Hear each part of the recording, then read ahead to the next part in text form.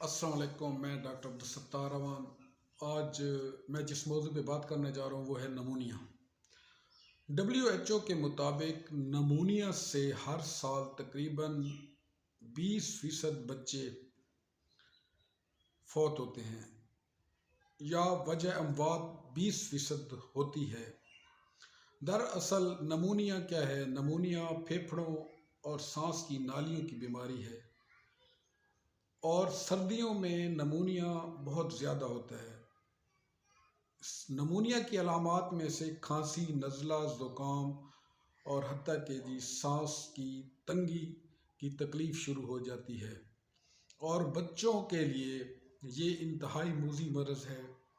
اگر اس کا بروقت علاج نہ کیا جائے تو بچے مر جاتے ہیں۔ اس مرتبہ نمونیا کی وجہ سے پنجاب